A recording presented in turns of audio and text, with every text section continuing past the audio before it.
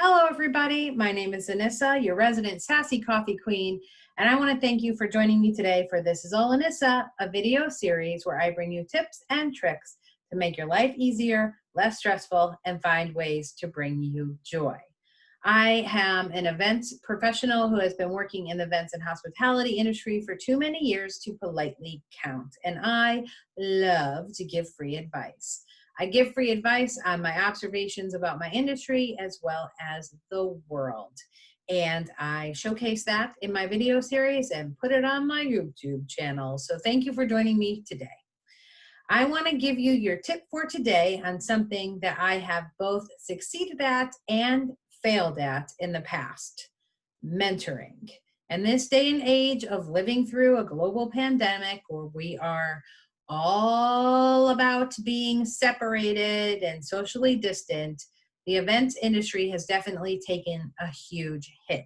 We used to meet many, many times a year, and it was very easy to become a mentor or a mentee. When we were meeting, I was meeting with students and younger professionals just out of college all the time. I was speaking on panels, and I was doing all the things that would help me engage with the younger set in my industry, and therefore becoming a mentor was relatively easy to do. It was also relatively easy for me to find a mentor in that in going to these meetings, I was constantly engaged with industry professionals who were smarter than I was in parts of our industry. So there was something to learn and something to emulate and be a part of that was outside of my comfort zone or my skill set. And so there was always someone that I could have as a mentor readily available to me. But that is not the case anymore. And yet, in this time of staying at home and staying distant, it has become even more important, I believe, to either be or become a mentor. To be a mentor and become a mentor is the same thing. To be a mentor or a mentee is what I meant to say. Okay, so here we go. So before we get started, let's go over a couple of things. Number one, I have a bunch of notes. I'm going to be looking over there every once in a while just to make sure that I get everything in that I want to say. So first of all, what is a mentor? And a mentor is essentially a person that can give you some positive guidance towards positive outcomes, a coach or an advisor. So let's start there. Next, how do you know if you need a mentor? Well, I would say take a look at your career, at your life, at your path, whatever it is that you are struggling with, and decide whether or not you want to grow, stretch, be more creative, find inspiration, those types of things. If there is a part of your life, career or otherwise, because there are life mentors, there are career mentors, there are peer mentors, there are all different kinds. If there is a part of your life that you want to do those things, be inspired, be more creative, grow, stretch, learn, those types of things, then probably finding a mentor is going to be good for you. So I would suggest looking into that. So finding someone to coach you along the way is a good idea. Next, you want to find a mentor who is not in your friends and family circle. So I'm going to go out on a limb here and I'm going to give it to you for reals, okay? Friends and family make terrible mentors. Why?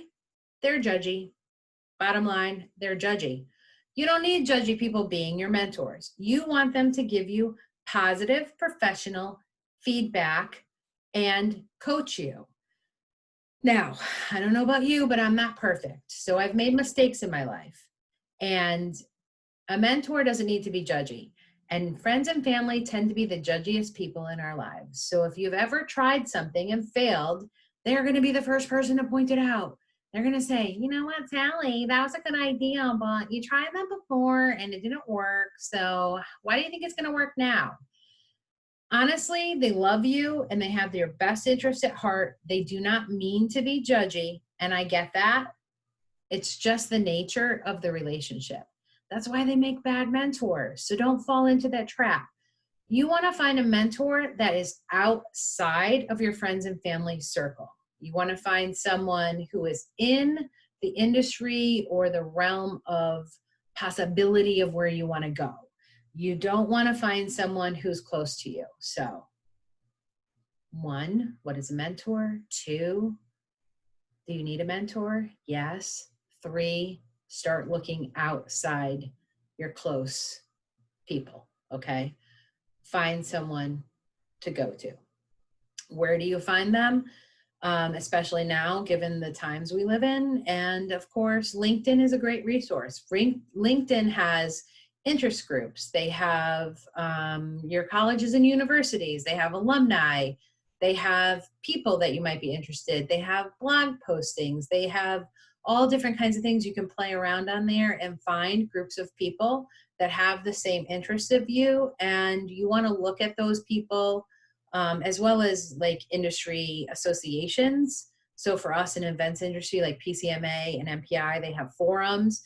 You want to find the people who are active and engaged and sharing their knowledge. Those people make great mentors because they're out there and they want to become involved. So those are great resources to play around and sort of find those people that are out there and active.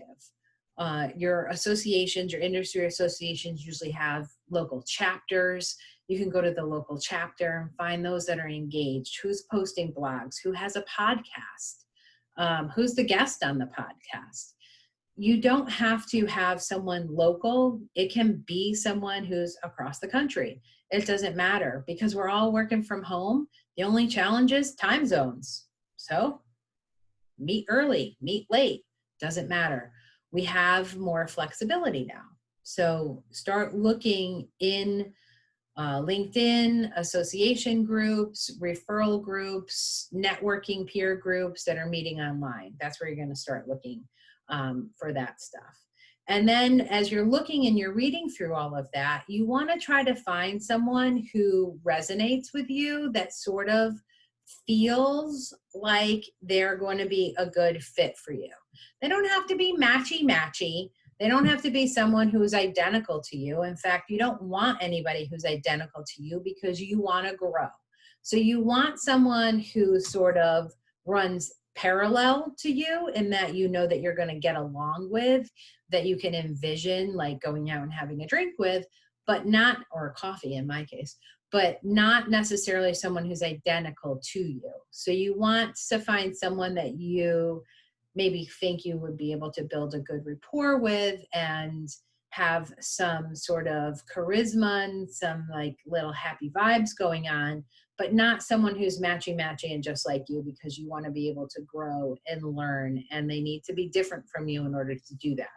So look in those industry groups, read the blogs, read the forum posts, see who's active and see who resonates with you. See who's out there and really has something to say that you're interested in, and that really find something that really means something to you, and start making a short list of those people. Then once you have that short list of those people who you think might be a good fit for you as being a mentor, reach out to them, but be specific. Reach out to them, find their email, reach out to them on LinkedIn, and be specific and say, hello, my name is, I read this, I saw this, I was involved in this, whatever it is, and I'm looking to do this. And I thought that I would love to get your opinion. Do you have 30 minutes to talk to me? You want to be specific in the amount of time you want to spend talking to them, how you found them, and why you want to talk to them. Because if they're going to be a mentor to you, they're probably very busy, right? If they were not busy, you probably wouldn't be interested in talking to them. Let's be honest. So you want to set up the framework when you're reaching out to them of what you want to accomplish. So set a time limit.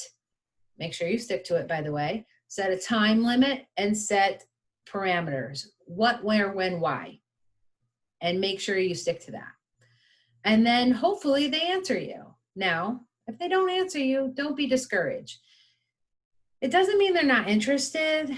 You might have reached for the stars and decided to see if Tony Robbins would be your mentor, and that's great. Don't be afraid to do that if that's what you want to do. Always be brave. But it might not have even gotten to him. So don't be discouraged. But if it's someone more local, someone in your industry, and they didn't respond back, don't be discouraged. They're not meant to be your mentor. Let it go. Just move on to someone else. But if they do respond back, set up a time and get on the call. And then keep to your goals that you set up during the outline of why you wanted to meet with them, and let the conversation happen organically. You want to let that vibe that's going to develop between the two of you to develop naturally, sort of like dating. You don't want it to be forced and awkward. Just because you look good on paper doesn't mean you make a good mentor-mentee. You want someone that you're going to be able to communicate with and really get something out of this. So you want it to be a good fit all around, and you need that to happen organically. So when that conversation happens, just let it flow. Be yourself, be honest, and be true. And if it's a good fit, it's going to flow nicely. And if it's not a good fit, that doesn't mean the conversation you just had wasn't worth it. It is still worth it. You still will get the answers to the questions that you had set up to begin with. So it's still a win. It's just that maybe your mentor-mentee relationship ends at that 30-minute mark instead of going on. So a couple of things. If it ends at that 30-minute mark, fine and dandy. You still got something out of that. There's still a good mentor-mentee relationship in that. And then if it doesn't, you have if it doesn't end and you make another appointment to go on and meet again, say in 2 weeks or a month or whatever organically works for you, also great, right? But your next step, either way, should be to follow up. Take their advice and work it into your life, work it into your goal set, work it into your business plan, work it into your marketing plan, work it into whatever it is, and then follow up with them and let them know how it worked out. So if you have a next meeting because this really worked out and it's going to turn into another meeting and another get together and chat, great. When you get together next time, let them know how it worked out. Don't take their advice and then sit on it and do nothing with it, because that is a sure way to kill a mentor-mentee relationship. And if you don't do something with it, at least follow up and explain why. I heard you. This is what I said. This is why I didn't think, and talk about it. Make sure they are heard and understood, and then bring it to the next level. So follow up. If you did not set it up and your mentor-mentee relationship is going to end with that call, follow up with an email and let them know what happened. And at the very least, even though that relationship isn't going to continue and be a longer term relationship, you are going to then, at the very least, develop an advocate for yourself in your own industry or in the area of subject matter that we're talking about. So you're going to have respect between each other, and that's a good thing too. So there's no loser right there, even though it didn't continue on. So those are all very important things. So you want to find someone who you drive with, and if it goes on, great. If it doesn't, still great. You still probably got something positive under that, but follow up. That's always very important. So I hope my little tidbits and tips and tricks helped you find a mentor during this shutdown time where we're not all out and about. And now it's time for your tiny tip for joy. Now, you know that I have self-proclaimed myself to be the #Sassy Coffee Queen. So when I stumbled upon this little tidbit from Prevention Magazine, I knew I had to share it as my tiny tip for joy. If you drink 3 cups of coffee a day, your risk of depression reduces by 15%. If you drink 4 cups of coffee a day, your risk of depression reduces by 20%. So your tiny tip for joy suggestion is drink coffee. It'll reduce your risk of depression. And the depression, no depression means more joy. So that is your tip from your hashtag Sassy Coffee Queen and Prevention Magazine. I'm not even going to look it up to see if they're right because I don't want it to be wrong. So that's it. That's all I have for you today. I am starting my little MC moderating career in the virtual world. So give me a call if you need a speaker or MC or a moderator for your next virtual event. Or if you just want to follow me on my socials, look me up on YouTube or Facebook or Twitter or LinkedIn at This Is All Anissa or This Is All Anissa blog on Instagram. I am there, make comments, I post things, and you can live in the This Is All Anissa world on any of the socials that you prefer. So thank you so much for your time today. I will see you all again soon. And in the meantime, I hope you stay healthy, stay safe, and stay positive. Thanks so much. Have a great day. Bye-bye.